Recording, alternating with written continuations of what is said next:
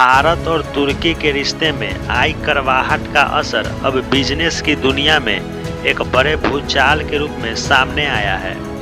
तुर्की की aviation services की दिग्गज कंपनी चेलेबी ने बड़े बयान देते हुए कहा कि भारत में उसका 17 साल का निवेश, विस्तार और मेहनत एक झटके में खत्म हो गई।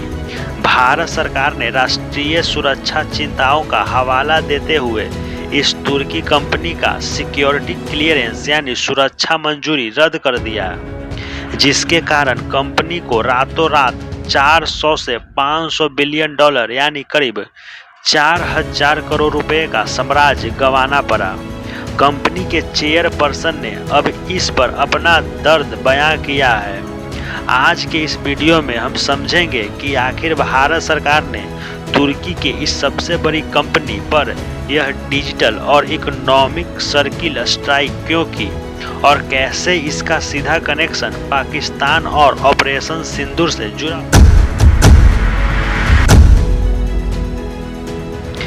पिछले करीब 2 दशकों से चेलेबी कंपनी भारत के बड़े बड़े हवाई अड्डों पर ग्राउंड हैंडलिंग और कार्गो ऑपरेशन का एक मुख्य हिस्सा बन चुकी थी, लेकिन भारत के एक फैसले ने सब कुछ बदल दिया। चेलेबी के चेयरपर्सन जॉन चेलबगलू ने इसे कंपनी के इतिहास का सबसे दर्दनाक पल बताया है।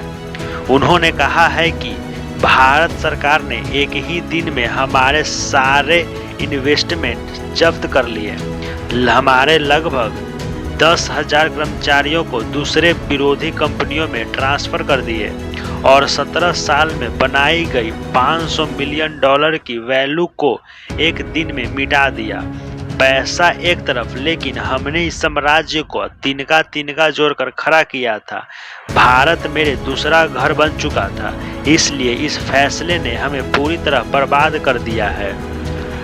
आखिर भारत ने 15 मई 2025 को चेलेबी कंपनी का सिक्योरिटी क्लियरेंस रद्द करने का यह सख्त कदम क्यों उठाया, इसके कहानी जुड़ी है साल 2025 के भारत पाकिस्तान सैन्य टकराव से। अप्रैल 2025 में जम्मू कश्मीर में पहलगाम में कायरान आतंकी हमला हुआ था, जिसमें भारत के 26 जवान और नागरिक शहीद हो गए थे।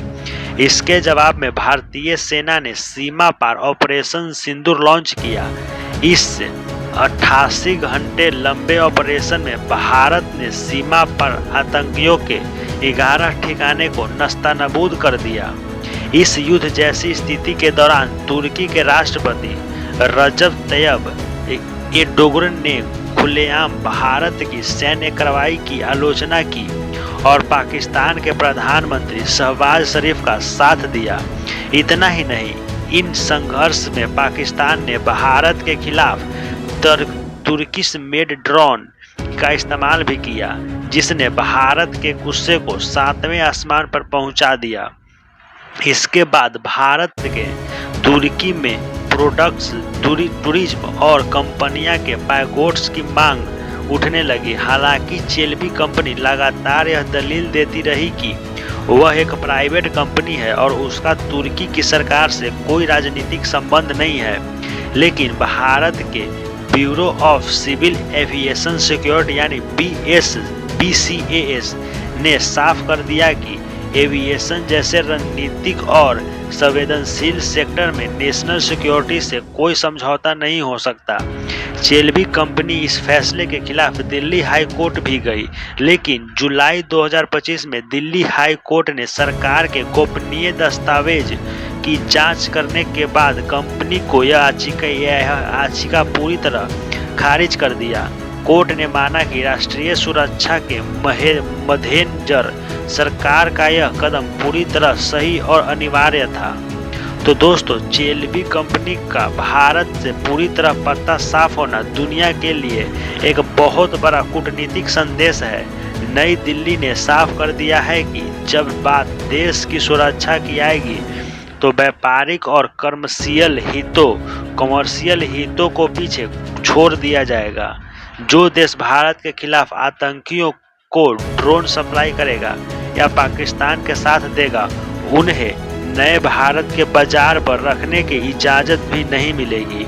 भारत सरकार के इस कड़े फैसले और तुर्की को दिए गए इस आर्थिक झटके पर आपकी क्या राय है? कमेंट सेक्शन में हमें जरूर बताएं।